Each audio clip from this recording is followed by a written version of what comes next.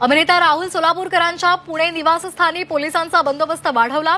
Chhatrapati Shivaji महाराजांनंतर Rahul सोलापूरकरांचं doctor Babasaheb आंबेडकरांसंदर्भात वादग्रस्त विधान, टीकेनंतर सोलापूरकरांची माफी।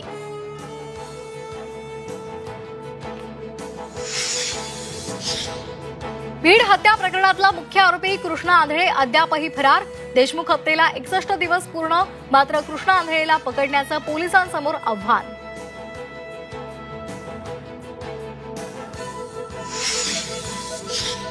पश्चिम महाराष्ट्रामध्ये अपात्र लाडक्या बहिणी अधिक असल्याची चर्चा। पुणे जिल्ह्यात चारचाकीवाल्या महिलांची संख्या जास्त, सरकारला प्राप्तिकर विभागाच्या यादीची प्रतीक्षा।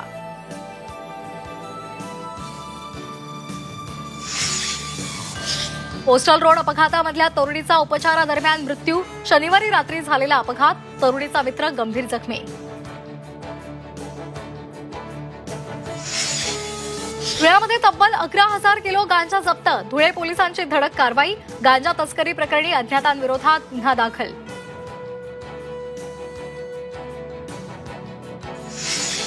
कॅशलेस रुग्णालय आणि एसी विश्रांती गृहासहित राज्यातील एसटी आगारांमध्ये मिळणार 5 स्टार सेवा।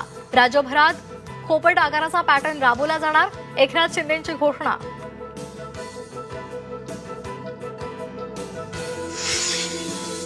आंतरराष्ट्रीय घडामोडींमुळे सोन्याच्या भावात वाढ, 1 तोळा सोनं 1 लाख रुपयांपर्यंत जाणार असल्याचा तज्ज्ञांचा अंदाज।